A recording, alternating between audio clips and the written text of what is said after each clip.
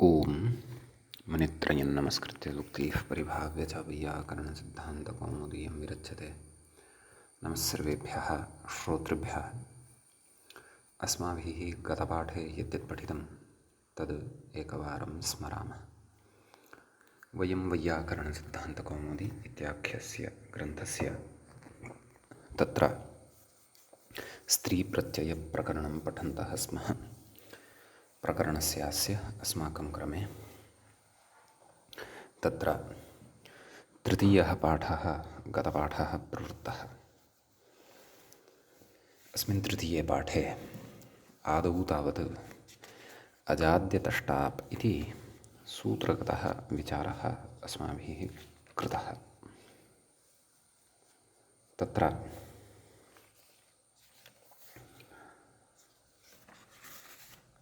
अजाद्यतष्टाप् इति सूत्रे अजाद्युक्तिः कुतः नाम अज अश्व इत्यादीनाम् अदन्तत्वादेव टापि सति अजादिवचनं कुतः इति चेत् ङीपो ङीषश्च बाधनाय इत्युक्तं। ततः अजा इति उदाहरणं दृष्टम्। अदन्तस्य अदन्तत्वात् टापि सति तत्र सवर्णदीर्घे च कृते खट्वा इति रूपं भवति, खट्व इति शब्दात् इति च उदाहरणं दृष्टं। ततः विशेषतया सिद्धान्तः तत्र पठितः यत् अजादिभिः स्त्रीत्वस्य विशेषणात्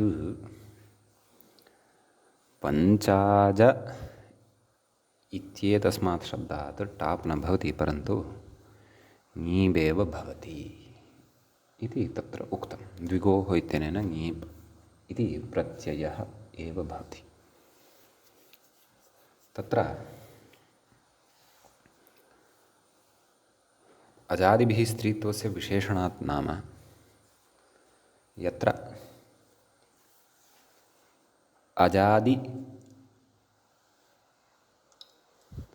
अजादिगणे पठिताः ये शब्दाः ते शब्दाः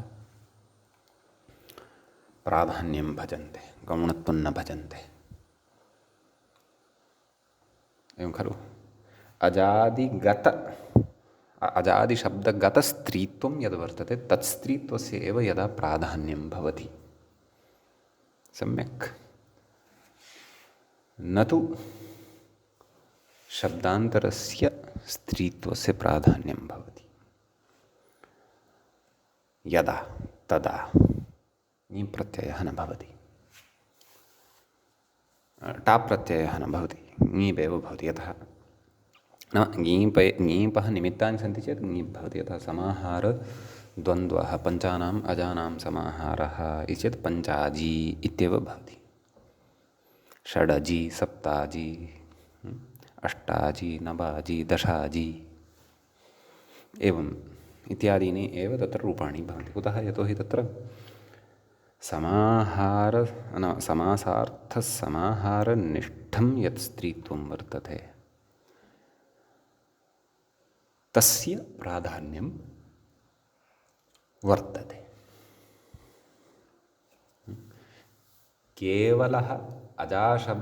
केवलम् अजाशब्दगतं यत् स्त्रीत्वं तस्य तु प्राधान्यं नास्ति। अतः ङीबेव भवति, पञ्चाजी इत्येव रूपं तत्र भवति इति। तदनन्तरम् अजा, एडका, अश्वा, चटका, मूषिका इत्यादिषु जातिलक्षणः ङीष् प्राप्तः, सः अजादित्वात् टाप् विधानेन बाध्यते इति मूले एव उक्तं। जातिलक्षणः नाम जातेरस्त्रीविषयादयो पदात् इति अग्रे पठिष्यते यत् सूत्रं तेन। ततः बाला, वत्सा, होढा, मन्दा, विलाता इत्येतेषु वयसि प्रथम इति ङीप् प्राप्तः, परन्तु सः ङीपपि अत्र बाधितो भवति इति एतावत् पठित्वा ततः वार्तिकम् अस्माभिः एकमारब्धं। तत्र संभस्त्राजिन श्यण पिण्डेभ्यः फलात् इति वार्तिकं पठितं नाम सं भस्त्र अजिन षण पिण्ड इत्येतेभ्यः परतः यदि फल इति शब्दः भवति तदा अपि टाप् प्रत्ययः भवति। तत्र पाककरणपर्ण इत्यादि सूत्रस्य पाककरणपर्ण पुष्पफलमूलवारोत्तरोदाच्च इति एतस्य सूत्रस्य अपवादः इदं वार्तिकं भवति। सम्यक् तत्र अस्माभिः अस्य वार्तिकस्य उदाहरणद्वयं दृष्टं संफला भस्त्रफला इति। एवमेव अत्र अन्यानि अपि उदाहरणानि भवन्ति इति तत्र अग्रे पठनीयम् अस्ति। गतपाठस्य अन्ते व्याख्यायाः पङ्क्तयः इत्थम् आसन्। तत्र ननु भस्त्रा शब्दस्य नित्यस्त्रीत्वात् भाषितपुंस्कत्वाभावात् स्त्रियाः पुंवतिति पुंवत्वस्य अप्रसक्तेः कथं ह्रस्वः इत्यत आह। ज्ञापोरिति ज्ञापोः संज्ञात् छन्दसोर्बहुलम् इति ह्रस्वः इत्यर्थः इति तत्र उक्तम्। इतः अग्रे पठनीयमस्ति। एतावान् विशेषः तृतीये पाठे, गतपाठः तृतीयः पाठः आसीत्, तस्मिन् च अस्माभिः पठितः। अधुना तत्र अग्रे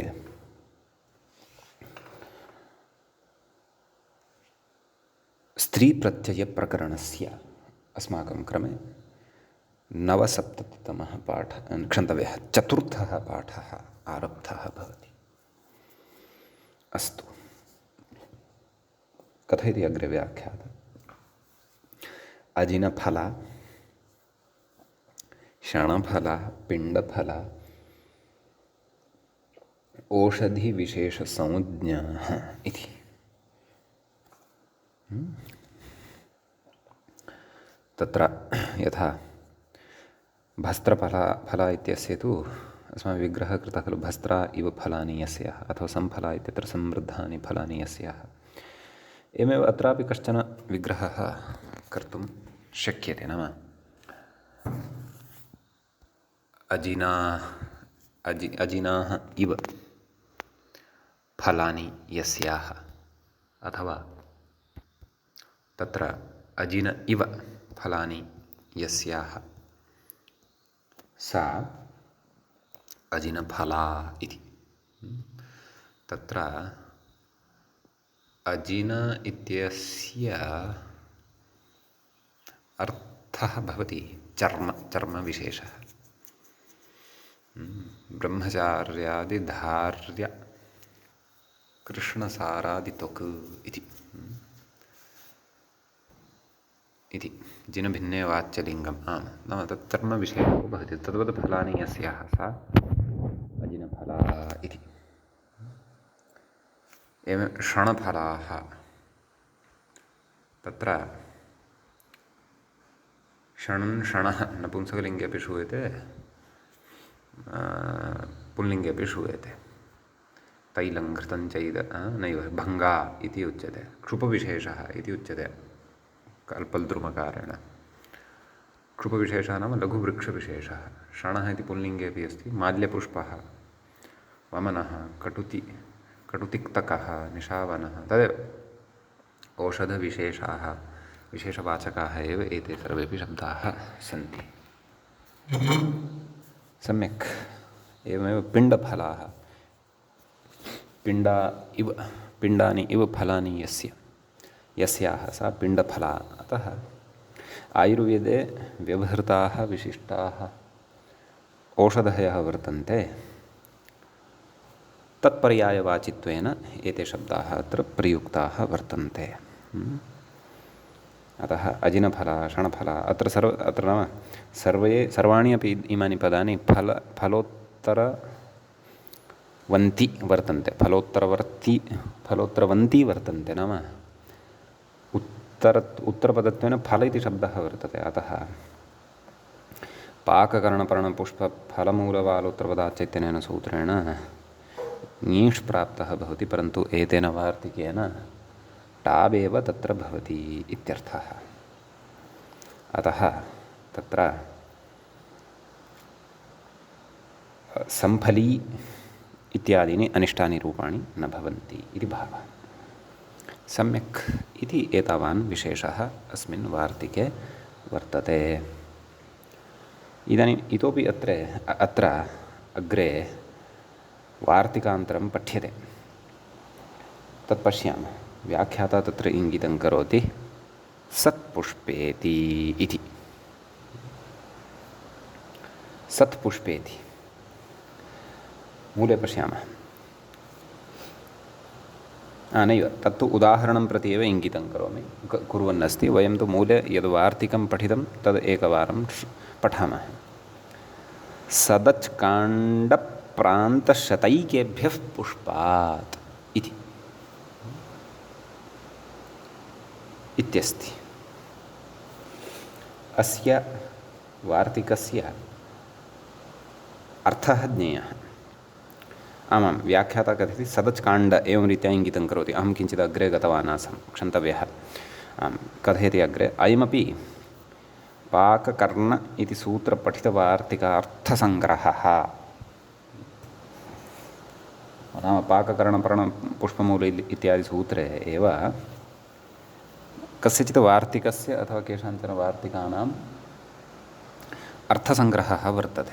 नाम एवमेव इदं वार्तिकं तत्र पठितं स्यात् इति नापि स्यात्, परन्तु अर्थं पुरस्कृत्य अत्र इदं वार्तिकं पठितं वर्तते इति भावः।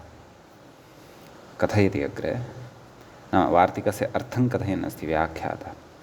सत् अच् काण्ड प्रान्त शत एका एतेभ्यः परो यः पुष्पशब्दः तस्मादपि पाककर्णपर्णपुष्पफलमूलवालोत्तरपदाच्च इति ङीष् न भवति, किन्तु टाबेव इत्यर्थः। एवं खलु? यतोहि पाककर्ण इत्यादि सूत्रे पुष्पशब्दोऽपि अस्ति खलु, वा? नाम तत्र पाकादयः अन्येपि शब्दाः वर्तन्ते, परन्तु पुष्प इति शब्दः अपि अस्त्येव किल। एवं खलु? अतः उक्तवान् टावेव भवति इति। एवं खलु? एतेन वार्तिकस्य अर्थः ज्ञातः स्यात्, पदच्छेदः अपि गृहीतुं शक्तः स्यात् इति चिन्तयामि। सदच्काण्डप्रान्तशतैकेभ्यः इति एकं पदं वर्तते।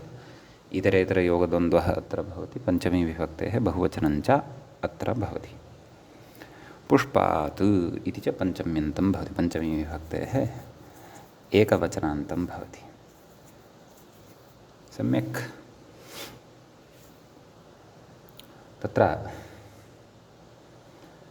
सत्पुष्पा इति एकम् उदाहरणं दत्तं। कथयति व्याख्याता, सन्ति पुष्पाणि यस्याः इति विग्रहः इति। एवं विग्रहः अत्र क्रियते। सन्ति इति तत्र क्रियापदं नास्ति, नपुंसकलिङ्गे वर्तते। यथा जगत् जगति जगन्ति, सत् सती सन्ति एवं खलु? विद्यमानानि इति अर्थः। सन्ति पुष्पाणि यस्याः, वाटिका वा अथवा या कापि वा, अन्यपदार्थत्वेन या कापि अत्र चिन्तयितुं शक्यः। एवं खलु? अतः सत्पुष्प इति लभ्यते, तस्मात् टाप् भवति। टापि सति सत्पुष्पा इति रूपं सिद्धं भवति। अग्रे अस्ति प्राक्पुष्पा। वार्तिके च द्वितीयः शब्दः वर्तते अच्। व्याख्याता कथयति अच् इति लुप्तनकारः। नाम अत्र नकारः अस्ति वस्तुतः अकारचकारयोर्मध्ये, स च परसवर्णत्वेन ञ इति रूपेण श्रूयते वस्तुतः अत्र। परन्तु तस्य लोपविधानेन अत्र निर्देशः कृतः वर्तते इत्यर्थः। कथयति तदेव कथयन्नस्ति अग्रे। अञ्चुधातुः गृह्यते इति अभिव्रेत्य उदाहरति। अत्र अच् इत्यनेन अञ्चुधातुः गृह्यते। किं प्राक् पुष्पेति। कथं विग्रहः? प्राञ्चिपुष्पाणि यस्याः इति विग्रहः। एवं प्राच शब्दः च अस्माभिः पूर्वं पठित एव अस्ति। अतः प्राञ्चि पुष्पाणि यस्याः सा प्राक् पुष्पा। तत्र मूलतः प्राच् इति शब्दः भवति, तस्य कुत्वं भवति। अतः ततः जष्ट्वं भवति, जष्ट्वानन्तरं पुनः चर्त्वं भवति, ककारः लभ्यते। प्राक् पुष्पा इति रूपं तत्र सिद्धं भवति। तदनन्तरं प्रत्यक् पुष्पा, प्रत्यञ्च पुष्पाणि यस्याः इति विग्रहः, वाटिकाविशेषः इत्यर्थः। प्रत्यङ् शब्दश्च अस्माभिः पूर्वं साधितः। प्रत्यच् प्रत्यञ्च इति वस्तुतः मूलतः भवति। अन्या प्रक्रिया च अस्माभिः पूर्वं पठितैव अस्ति। सम्यक्। ततः अन्यानि अपि उदाहरणानि अत्र उदाहृतानि वर्तन्ते। यद्यपि मूले सर्वाणि उदाहरणानि न सन्ति, अन्यानि अपि अत्र प्रदत्तानि वर्तन्ते। यथा काण्डपुष्पा। कथं विग्रहः? काण्डानि पुष्पाणि यस्याः, प्रान्तपुष्पा, प्रान्तानि पुष्पाणि यस्याः, शतपुष्पा, शतं पुष्पाणि यस्याः, एकपुष्पा, एकं पुष्पं यस्याः, अथवा एकानि पुष्पाणि यस्याः। संख्यार्थभिन्नार्थः यदि स्वीक्रियते तदा एकानि पुष्पाणि यस्याः एवमपि विग्रहः कर्तुं शक्यः। अतः वार्तिके अन्ये ये शब्दाः पठिताः, काण्ड, प्रान्त, शत, एक, तेभ्यः पुष्पशब्दे परतः सरलत्वात् अथवा स्पष्टत्वात् मूले उदाहरणानि न दत्तानि, तानि व्याख्यात्रा अत्र सर्वाणि अपि स्फुटीकृत्य प्रदत्तानि। समीचीनम् इति तत्र एतद्वार्तिकगतः कश्चन विशेषो भवति। अत्र इतोपि वार्तिकम् अग्रे अस्ति, तद्वयम् अधुना पठामः। किमुच्यते व्याख्यात्रा इति चेत् इंगितं करोति। शूद्राच्च महत्पूर्वा जातिः इत्यस्ति। मूले अपि एवमेव इदं वार्तिकं पठितं वर्तते। शूद्रा इति प्रथमं पदं भवति वार्तिकस्य। च इति अव्ययपदं भवति। अमहत्पूर्वा इति तत्र अग्रिमं पदं भवति प्रथमान्तं। जातिः इति च प्रथमान्तम्। अविद्यमानं महत् इति शब्दस्वरूपम्, अथवा महत् इति अविद्यमानः महत् शब्दः पूर्वः यस्याः सा शूद्रा, न तु शूद्री। नाम अमहत्पूर्वा इत्यस्य विग्रहः मया उक्तः। तत्र व्याख्याता कथयन्नस्ति। अजाद्यतः इति प्रकृतसूत्रे, नाम यत् सूत्रम् अत्र अस्माभिः पठ्यमानं वर्तते, अजाद्यतष्टाप् इति पठितं वार्तिकम् एतत्। नाम अस्मिन् सूत्रे इदं वार्तिकं पठितम् अस्ति। किं कथयति? शूद्रजातिः वाच्या चेत् अमहत्पूर्वः शूद्रशब्दः स्त्रियान् तापं लभते। एवं खलु?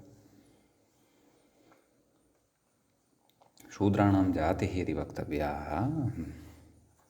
तर्हि यः शूद्रशब्दः महत्पूर्वः नास्ति, नाम महत् शब्दपूर्वकत्वं न भजते, स्त्रियां टापं लभते, टाप् प्रत्ययं लभते इति भावः। अग्रे उच्यते जातिलक्षणङीषोपवादः इति। जातेरस्त्रीविषयादयोपदहात् इति अग्रे पठिष्यते। तेन अत्र जातिलक्षणः ङीष् प्राप्तः भवति, एवं किल, परन्तु तस्य अयम् अपवादो भवति। कः? इदं वार्तिकम् इत्यर्थः। कथयति शूद्रात् स्वभार्यायां विधिना ऊढायाम् उत्पन्ना स्त्री शूद्रा इति। शूद्र इत्यस्मात् शब्दात् स्वभार्यायां विधिना ऊढायाम् उत्पन्ना स्त्री, शूद्रः वर्तते, तस्य काचित् भार्या वर्तते, तां विधिपूर्वकं सः ऊढवान् अस्ति, अतः तस्यां भार्यायाम् उत्पन्ना या काचित् स्त्री सा शूद्रा भवति, न तु शूद्री इति। टापं लभते, नाम तदेव जातेरस्त्रीविषयादयोपधात् इत्यनेन प्राप्तं जातिलक्षणं ङीषं प्रबाध्य अयं तावत्र विधीयते इति भावः। एवं खलु, कथयति एवं जातिरित्यस्य प्रयोजनमाह इति। जातिः इति कुतः उच्यते? शूद्रा च महत्पूर्वा जातिः, पुंयोगे द्वितीः, पुंयोगे तु शूद्री, शूद्रस्य पत्नी इत्यर्थः। अग्रे सूत्रमेकं पठिष्यते, पुंयोगादाख्यायाम् इति, एवं खलु। तेन सूत्रेण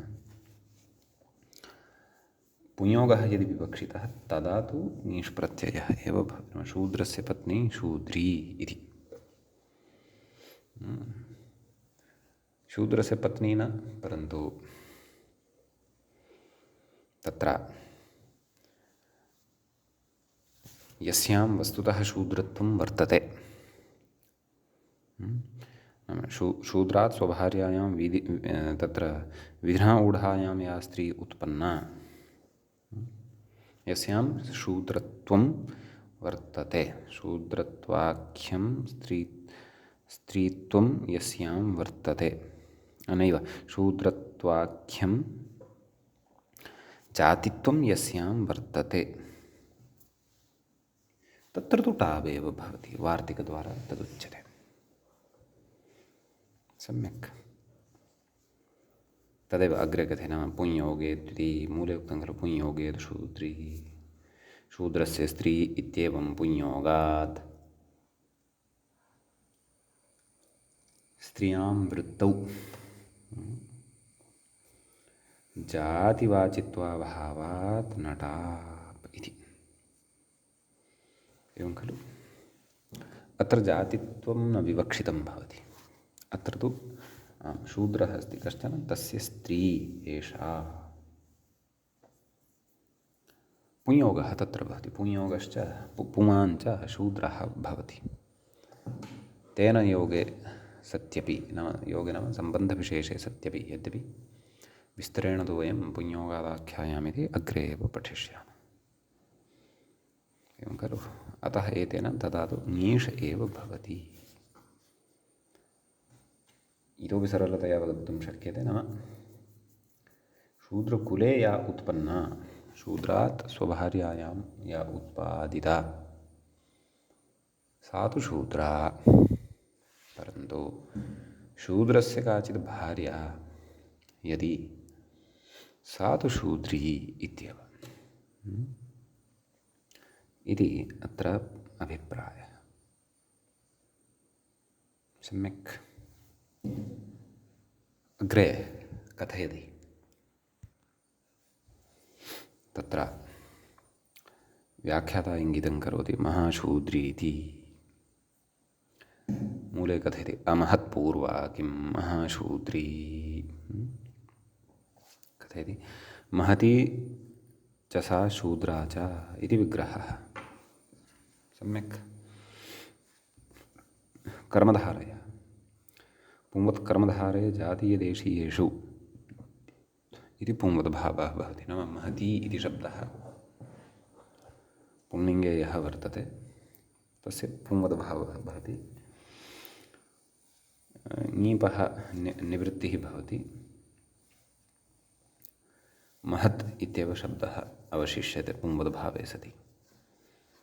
अन्यथा पुंवद्भावः यदि न स्यात् तर्हि महती इति ईकारान्तः शब्दः स्यात्। पुंवद्भावे सति ईकारस्य निवृत्तिः भवति। नाम स्त्रीत्वमादाय यः प्रत्ययः तत्र उत्पन्नः भवति, एवं खलु। उयितश्च इत्यनेन यः ङीप् उत्पन्नः भवति सः ङीप् न भवति इति, एवं खलु। तदिदं सूत्रं बहुव्रीहि प्रपञ्चनवेलायां पठिष्यते पुंवद्भावविधायकम्।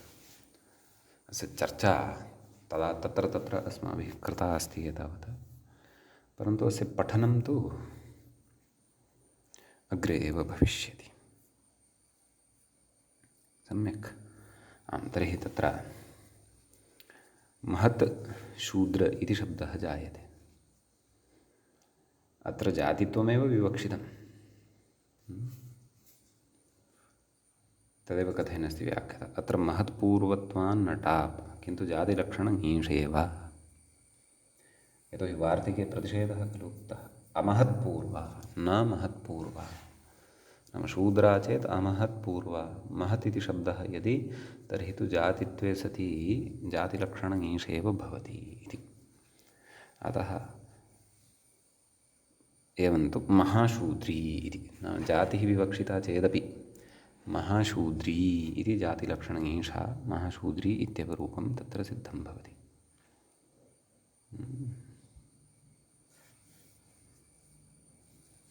ततः आभीरी तु महाशूद्री जातिपुंयोगयोः समा इत्यमरः। अमरकोशे एवं रीत्या श्रूयते। नाम तत्र महाशूद्री इति प्रयोगः जात्यर्थे एव कृतः दृश्यते इति भावः। अत एव उक्तं जातिलक्षणं ङीषेव इति। अग्रे कथयति। किं कथयति? नृपात् शूद्रायाम् उत्पन्ना उग्रा। नृपः क्षत्रियः कोऽपि अथवा राजा कोऽपि अस्ति यदि, तेन शूद्रायां यदि काचित् उत्पाद्यते सा उग्रा इत्युच्यते। एवं कथयति। तस्यां ब्राह्मणात् उत्पन्नः आभीरः। नाम या उग्रा अस्ति तस्यां यदि ब्राह्मणात् कोऽपि उत्पन्नः जायते तर्हि सः आभीरः इत्युच्यते।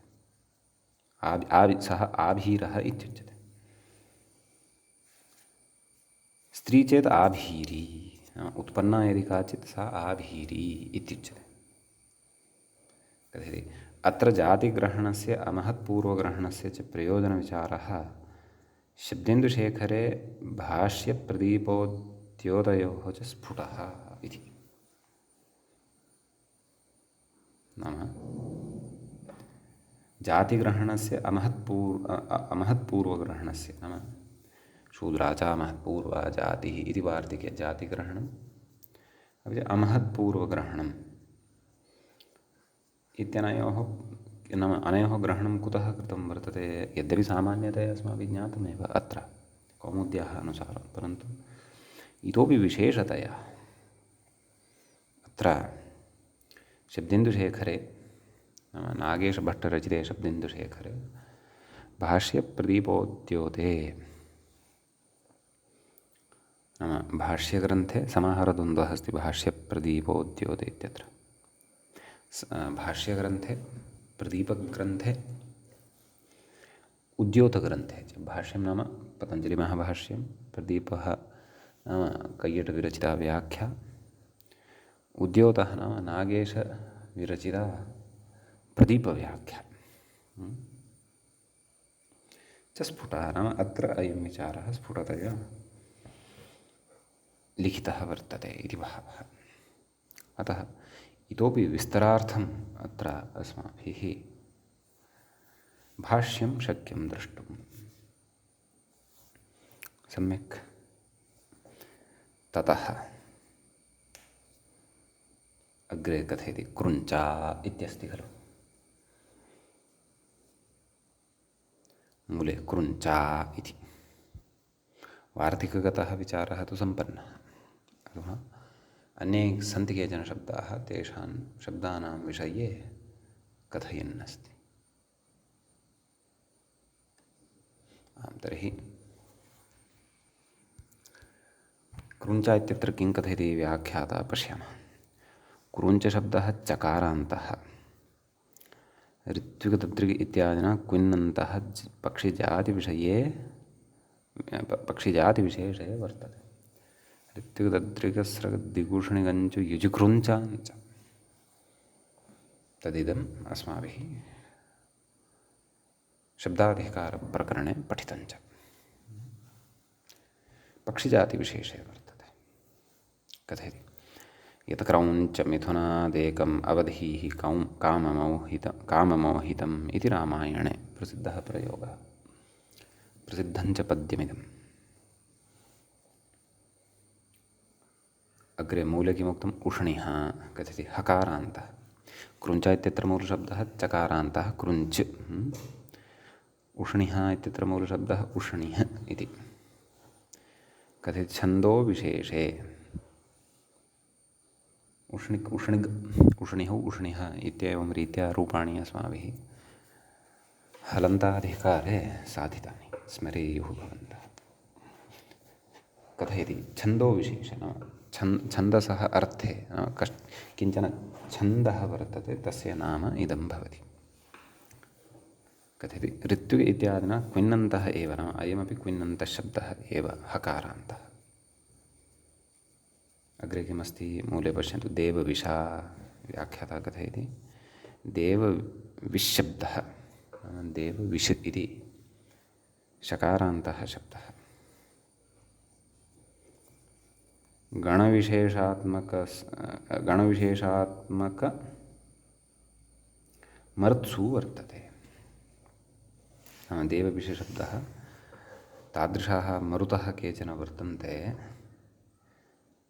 ये गणविशेषात्मकत्वं भजन्ते। गणविशेषात्मकमरुत्सु नाम गणविशेषात्मकमरुताम् अर्थे अयं शब्दः प्रयुज्यते। इदानीं गणविशेषात्मकमरुतः के भवन्ति इत्यर्थं तु कोशादिकं द्रष्टव्यम् अथवा ऐतिह्यं द्रष्टव्यम्। कथयन्नस्ति अग्रे मरुतो वै देवानां विशः इति श्रुतेः। मरुतः ये सन्ति ते देवानां विशः वर्तन्ते। विट् विषौ विशः एवं खलु रूपाणि अस्माभिः साधितानि पूर्वं। विशति इति विशः इति श्रुतेः नाम एवं रीत्या श्रुतौ श्रूयते। कथयति एतेषाम् अदन्तत्वाभावात् अप्राप्ते टापि एते नाम कृञ्चा इत्यत्र उष्णिः इत्यत्र देवविशा इत्यत्र क्रमशः कृञ्च् उष्णिः देवविश् इत्येते ये शब्दाः वर्तन्ते ते तु अदन्तत्वं न भजन्ते। अतः अदन्तत्वाभावात् टाप् प्रत्ययोऽपि तत्र प्राप्तः न भवति। तदेव उच्यते अदन्तत्वात् अप्राप्ते टापि तद्विधानार्थम् अजादिषु पाठः। नाम टाव्विधानार्थम् अजादिषु अस्य पाठः क्रियते। अजादिगणे पठ्यते, अतः टाप् भवति। हलन्तेभ्योऽपि एतेभ्यः त्रिभ्यः टाप् प्रत्ययः भवति। कृञ्चा उष्णिः देवविशा इत्यादीनि रूपाणि स्त्रियां सिद्ध्यन्ति इति भावः। कथयति ज्ञाप्रातिपदिकात् इति सूत्रभाष्ये तु येषां त्रयाणाम् अदन्तत्वम् आस्थितमिति वष्टिभागुरिरल्लोपम् इति श्लोकव्याख्यावसरे प्रपञ्चितम् अनुपदमेव इति। अत्र अस्मिन् सूत्रभाष्ये नाम ज्ञाप्रातिपदिकादिसूत्रभाष्ये तु एतेषां त्रयाणाम् अदन्तत्वं वर्तते। तथा चेत् अदन्तत्वादेव टाप् सम्भवति खलु इति अस्माभिः वष्टिभागुरिति नाम सद्यः एव प्रकरणं पठितं तत्र उक्तम् इति अर्थः। तत्र विचारः पठितः अस्माभिः।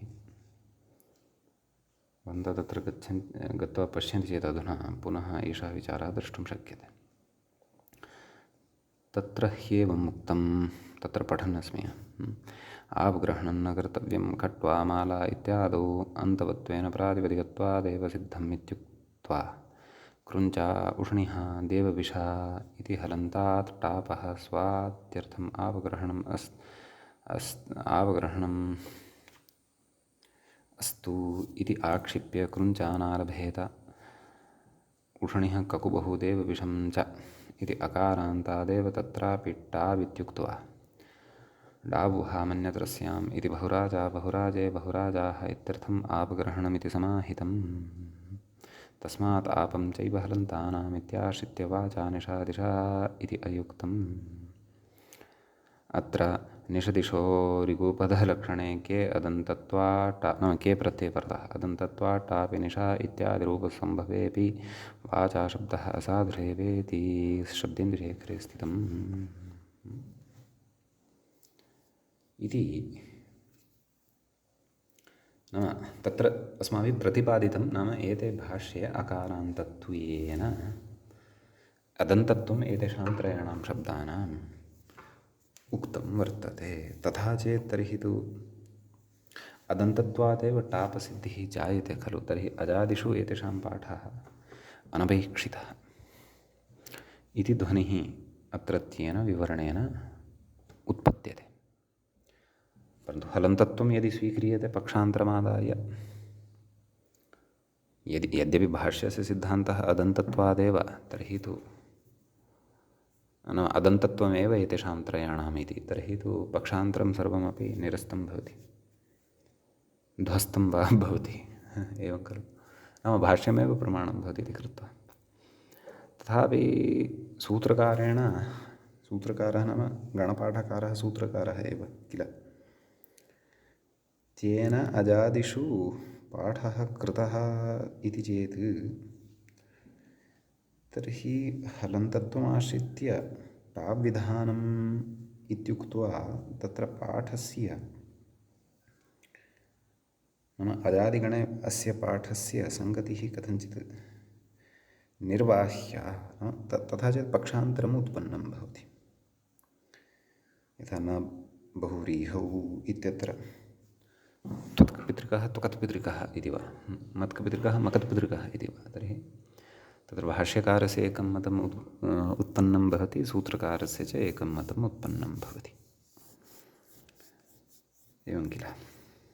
अतः तादृशसन्दर्भे मतद्वयमपि अस्माभिः पुरस्कृत्य चलनीयं भवति। यद्यपि यथोत्तरं मुनीनां प्रामाण्यम् इति अस्ति अतः भाष्यकारस्य प्रामाण्यम् अस्माभिः स्वीक्रियते इत्यपि अस्ति एवं खलु। अतः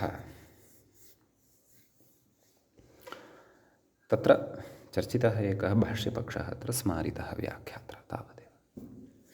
अस्तु अग्रे गच्छामः। ज्येष्ठा कथयति ज्येष्ठेति व्याख्यातः कथयति यदा ज्येष्ठादिशब्दाः प्रथमोत्पन्नादौ वर्तन्ते तदा अदन्तत्वादेव टाप् सिद्धः। पठितः खलु केचन शब्दाः ज्येष्ठा कनिष्ठा मध्यमा इति पुंयोगेऽपि पुंयोगे अपि टावेव भवतु न तु पुंयोगादाख्यायाम् इत्यनेन ङीष् भवतु तदर्थमेतेषां शब्दानाम् अत्र पाठः इति मूले उक्तम्। अत्र व्याख्याता कथयति तदेव नाम अत्र ज्येष्ठादिशब्दाः एवमेव खलु आरम्भम् आम् नैव यदा ज्येष्ठादिशब्दाः प्रथमोत्पन्नादौ वर्तन्ते नाम प्रथमतया उत्पन्नः सः ज्येष्ठः स्त्रियां चेत् सा ज्येष्ठा प्रथमतया या उत्पन्ना सम्यक् तदा अदन्तत्वादेव टाप् सिद्धः तदा तु अदन्तत्वादेव टाप् सिद्धः भवति यदा तु ज्येष्ठस्य स्त्रीत्वादिविवक्षा तदापि पुंयोगलक्षणं ङेषं बाधित्वा टावर्थमिह पाठः इत्यर्थः ज्येष्ठस्य स्त्री सा ज्येष्ठी इति न कनिष्ठस्य स्त्री सा कनिष्ठी इति न मध्यमस्य स्त्री सा मध्यमी इति न तदापि टावेव भवतु ज्येष्ठा कनिष्ठा मध्यमा इत्यादीनि एव रूपाणि तदा अपि भवन्तु तदर्थम् अत्र गणे एतत् शब्दत्रयस्यापि पाठः क्रियते इति भावः सम्यक्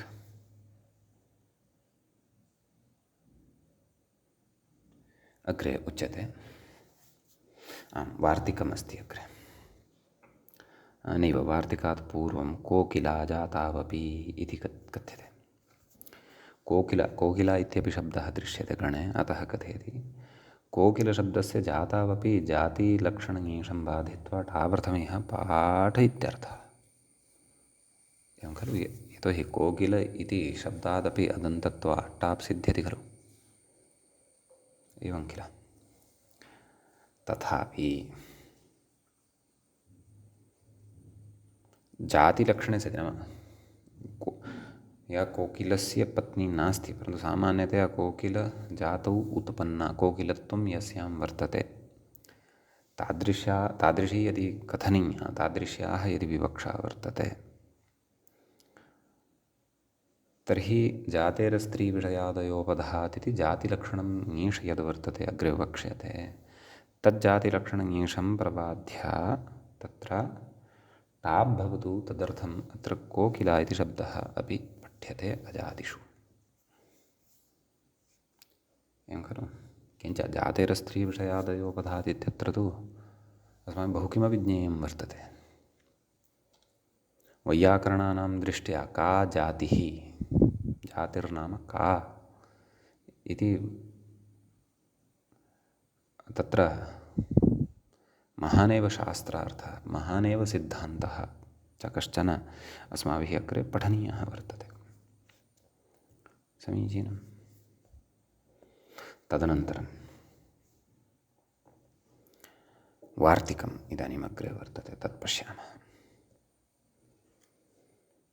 कथयति मूलान्नय इति मूले अस्ति खलु वार्तिकं मूलान्नयः इति कथयति पाककरण इति सूत्रे पठितं वार्तिकं मे तत् पाककरणं पर्णं पुष्पमूल इत्यादि सूत्रमग्रे पठिष्यते इति उक्तं खलु तत्रैव इदमपि वार्तिकं पठितं मूलात् इति तत्र पञ्चम्यन्तं भवति नयः इत्यपि पञ्चम्यन्तं भवति कोऽर्थः व्याख्यात्रा अर्थः उच्यमानः अस्ति पश्यामः नयः परः यः मूलशब्दः नञ्च कः भवति इति वयं जानीमः तस्मात् नाम तादृशात् मूलान्तात् शब्दात् यस्य पूर्वपदं नञ् भवति पाककरण इति ङीष् न भवति किन्तु टावेव इत्यर्थः एवं खलु यतोहि तत्र पाककरण पर्ण पुष्पफलमूल मूलशब्दोऽपि वर्तते अतः तेन प्राप्तः ङीषत्र न भवति परन्तु टावेव भवति इति उक्तम् इति अर्थः वार्तिकस्य किमुदाहरणम् अमूला इति उदाहरणम् कथयति अविद्यमानं मूलं यस्याः इति विग्रहे नयोस्त्यर्थानां वाच्यो वाचोत्तरपदलोपः इति बहुव्रीहिः इदं वार्तिकं बहुव्रीहि प्रकरणे पठिष्यते अनेकमन्यपदार्थे इत्यत्र कथयति। अत्र सम्भस्त्रेति सदच्काण्डेति मूलान्नयः इति वार्तिकत्रयं पाककरण इति सूत्रभाष्ये पठितमपि फले विशेषाभावात् अजादिगणे मूले प्रपञ्चितम् इति। नाम अमूल इति रूपं तु सिद्धम्, अमूल इति अस्ति, तस्मात् अत्र पाककरण इत्यादिना ङीषं प्रपाद्य टावेव भवति, एतेन वार्तिकेन अमूला इति रूपं भवति। परन्तु एतद् वार्तिकत्रयं पाककरण इत्यत्र पठितं खलु, तत्रैव खलु व्याख्यातव्यं।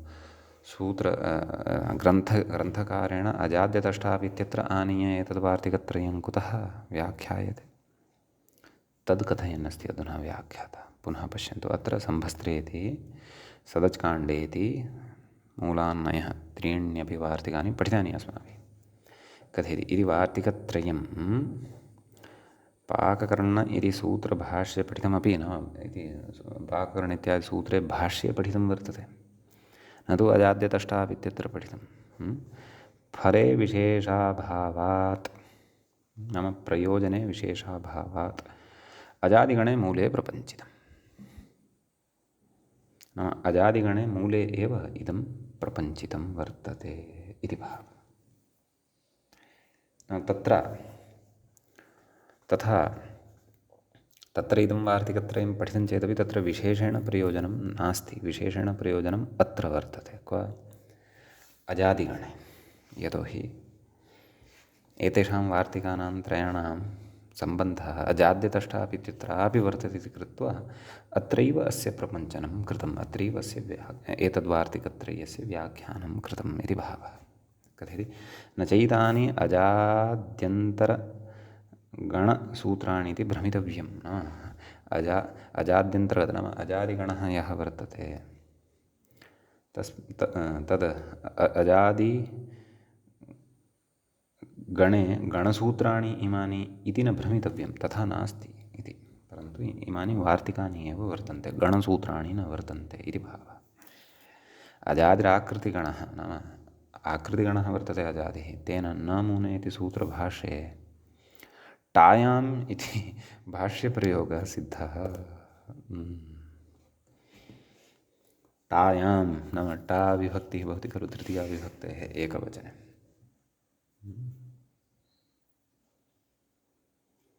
ततः सः तु कश्चन प्रत्ययः खलु। तथा चेत् विश्वपा इत्यस्य यथा रूपाणि वदामः तद्वत् टा इत्यस्यापि रूपाणि वक्तव्यानि। तथा च टा इत्यस्य सप्तमी विभक्तेः एकवचने विश्वपि इति वद टि इति वक्तव्यम्, एवं खलु। परन्तु धातुत्वं तत्र न भवति, अतः कृत्वा टे इति वा इत्येव वा वक्तव्यम्। तथापि टायां तु तदैव सम्भवति यदि स्त्रियां भवति। तथापि आकृतिगणत्वात् टा एतादृशाः शब्दाः अपि अत्र प्रयोगमनुसृत्य अन्तर्भाव्यन्ते। अतः भाष्यस्य टायाम् इति प्रयोगः अपि तत्र सिद्धः भवति, टाबन्तः सिद्धः भवति इति भावः। स्त्रीलिङ्गे अपि टा प्रत्ययस्य व्यवहारः अत्र सिद्धो भवति इति भावः। अस्तु, यद्यपि मूले एतावता चर्चितः विषयः सम्पन्नः, तथापि इतोपि किञ्चित् अग्रे स्वकीयं तत्र विशेषं कथयन् अस्ति व्याख्याता। कथयति अतएव पूर्वमीमांसायां द्वितीयस्य प्रथमपादे, पूर्वमीमांसायां नाम मीमांसाशास्त्रे द्वितीयस्य प्रथमे पादे स्तुतशस्त्रयो स्तुसंस्कारो याज्यावद्देवताविधानत्वात् इति स्तुतशस्त्राधिकरणे वशावद्वा गुणार्थं स्यात् इति गुणसूत्रव्याख्यावसरे शाबरभाष्यभट्टवार्तिकयोः छागस्य वपायाः मेधसः इति प्राकृतमन्तरस्य वायव्यामजां वशाम् आलभेत इत्यत्र छागायाः वपायाः इति ऊहानुक्रमणं सङ्गच्छते। नाम तत्र छागायाः इति उच्यते, इति प्रयोगः क्रियते इत्यर्थः। छागायाः वपायाः छागायाः वपायाः इति ऊहानुक्रमणं, नाम एवं रीत्या तत्र ऊहानुक्रमणे कश्चन प्रयोगः क्रियते, छागायाः वपायाः इति। तत्र वस्तु छाग्याः इति वक्तव्यं, यतोहि जातित्वात् तत्र जातिलक्षणः ङीष् खलु भवेत् वा न वा? यथा अजशब्दात् जातिलक्षणः ङीष् प्राप्तः भवति, अतः तत्र अजि इति न भवति, अजा इति भवति, जातिलक्षणः ङीष् बाधितो भवति, एवं किल?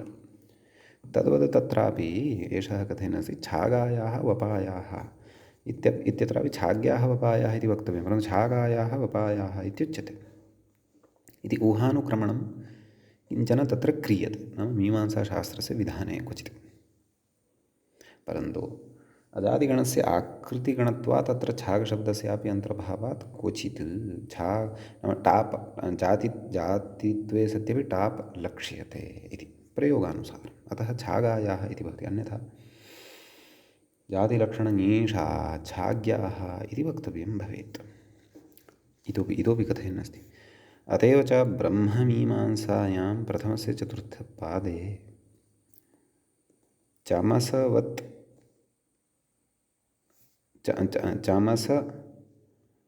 अविशेषात् चमसवदविशेषात् इत्यधिकरणे शाङ्करभाष्यवाचस्पत्ययोः, ब्रह्ममीमांसा नाम वेदान्तशास्त्रम्, एवं खलु? शाङ्करभाष्यवाचस्पत्ययोः अजायान् छागेति टावन्तः प्रयोगः उपपन्नः। अजायान् छागा एवं तत्रापि प्रयोगः कृतः वर्तते। सोऽपि प्रयोगः गणस्यास्य आकृतिगणत्वात् उपपन्नः भवति, नाम सिद्धो भवति। अन्यथा तत्रापि जातिलक्षणङीष् एव स्यात्, तदेव कथयन्नस्ति अग्रे। अन्यथा जातिलक्षणङीष् प्रसङ्गादित्यास्तां तावत् इति। एवं रीत्या तत्र प्रयोगान् सङ्कलय्य आकृतिगणत्वम् अस्य दृढीकृतवान् व्याख्याता इति भावः। सम्यक्। अस्तु, अग्रे कथयति, ऋणेभ्यः इति सूत्रम् अजन्तस्त्रीलिङ्गाधिकारे प्रसङ्गात् व्याख्यातम्, एवं खलु? पूर्वमस्माभिः ऋणेभ्यो ङीपिति सूत्रं पठितं वर्तते। तत्र स्वसृ दुहृतृ इत्यादिभ्यः शब्देभ्यः ऋकारान्तेभ्यः प्राप्तिव्याजेन, नाम ङीपः प्राप्तिव्याजेन इदं सूत्रं तत्र पठितं। पश्चात् तत्र न षट्स्वस्रादिभ्यः इति निषेधोऽपि पठित एव। स तु तत्रत्यः विषयः सम्पन्नः, परन्तु तदेव कथयति, इह तु सूत्रक्रमात् पुनः तदुपन्यासः इति कथयति। अत्र तु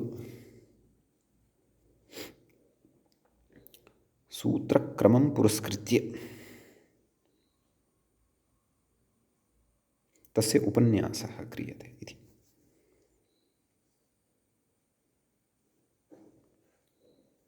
स्मारयन्नस्ति, नाम पठितमपि सूत्रमिति भावः। तत्र यद्यपि उदाहरणानि न दत्तानि, तत्र तु प्राप्तिव्याजेन इदं सूत्रं पठितं, निषेधोऽपि उक्तः न षट्स्वस्रादिभ्यः।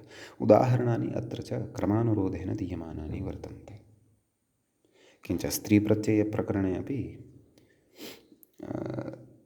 तत्र प्रायशः अष्टाध्यायीक्रमेण एव सूत्राणि अग्रे वक्ष्यन्ते, एवं किल? तद्धितेषु अपि अष्टाध्यायीक्रमेण एव सूत्राणि अग्रे उक्तानि वर्तन्ते। अत्रापि अष्टाध्यायीक्रमेण एव सूत्राणि वक्ष्यन्ते, परन्तु तत्र प्रक्रियानुरोधेन प्रकरणान्तरस्य नाम अष्टाध्याय्यां प्रकरणान्तरस्य अथवा अध्यायान्तरस्य सूत्राणाम् अपेक्षानुसारं तानि अन्यानि सूत्राणि अपि स्वीकरिष्यन्ते, यानि सूत्राणि स्त्रीप्रत्ययप्रकरणे न सन्ति परन्तु स्त्रीप्रत्ययप्रकरणसम्बद्धानि वर्तन्ते। सम्यक्। मूले कर्त्री दण्डिनी इति दत्तं खलु उदाहरणद्वयं। कृधातोः त्रिचि सति धातोः गुणेश्च सति कर्तृ इति ऋकारान्तशब्दः खलु सिद्धः भवति। तस्मात् ऋकारान्तात् शब्दात् तत्र इदं ऋन्नेभ्यो ङीप् इत्यनेन सूत्रेण ङीप् इति प्रत्ययः भवति, तस्य इ इति अवशिष्यते, एवं खलु। अतः कर्तृ इ यण भवति, ऋवर्णस्य स्थाने रेफः आगच्छति। कर्तृ इ मेलनेन कर्त्री इति भवति। अतः कर्त्री इति रूपं सिद्धं भवति। सुप्रत्ययः आगच्छति, तस्य च हल्ङ्यादिना लोपः भवति। एवमेव दण्डिनी, दण्डः अस्याः अस्ति इति अवस्थायां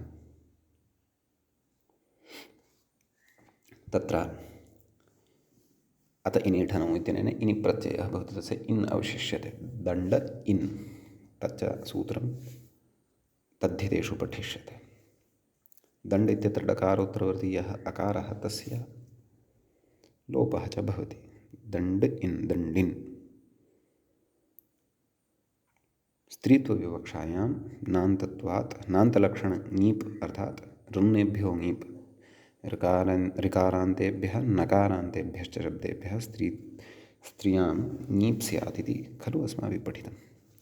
अतः दण्डिन इ दण्डिनी सुप्रत्ययः, तस्य हल्ङ्यादिना लोपे सति दण्डिनी इति रूपं सिद्धं भवति। सम्यक्। तदिदं पूर्वं व्याख्यातमपि सूत्रम् अत्र पुनः क्रमानुरोधेन उक्तम्।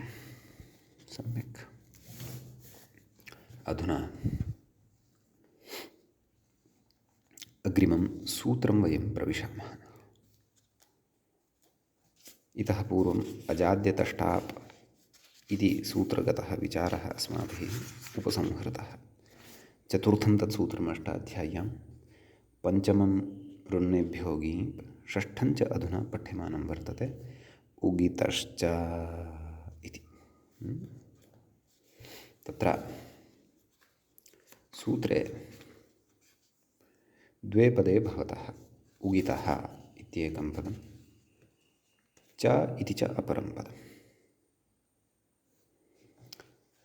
तत्र व्याख्याता कथयति उक् प्रत्याहारः नाम उक् इति कश्चन प्रत्याहारो वर्तते। उक् इति यस्य सः उगित् इति कथयति। उगितः इति पञ्चम्यन्तं तदुक्तमेव, तेन प्रातिपदिकात् इत्येतद् विशेष्यते तदन्तविधिः, एवं खलु। तदन्तविधिर्भवति। तत्र अग्रे कथयति उगितवर्णग्रहणवर्जम् इत्युक्तेः समासप्रत्ययविधौ इति प्रतिषेधो न, नाम तदन्तविधेः निषेधः अत्र न प्रवर्तते। कः सः निषेधः? समासप्रत्ययविधौ प्रतिषेधः सः न प्रवर्तते। कुतः? यतोहि उगितवर्णग्रहणवर्जम् इति निषेधः तत्र उक्तः वर्तते। सम्यक्। कथयति पूर्वसूत्रात् ङीप् इत्यनुवर्तते, नाम ऋन्नेभ्यो ङीप् इत्यतः ङीप् इत्यनुवर्तते। तदाह सूत्रार्थं कथयति उगिदन्तात् प्रातिपदिकात् स्त्रियां ङीप् स्यात्। अत्र उदाहरणचर्चा अग्रिमे पाठे करिष्यते। अद्यतनपाठः अत्रैव उपसंहर्यते। मुनित्रयं नमस्कृत्य तदुक्तिः परिभाव्य च वैयाकरणसिद्धान्तकौमुदीयं विरच्यते। एवञ्च स्त्रीप्रत्ययप्रकरणस्यास्य अस्माकं क्रमे चतुर्थः एषः पाठः सम्पन्नतां गतः। नमः सर्वेभ्यः। श्रोतृभ्यः।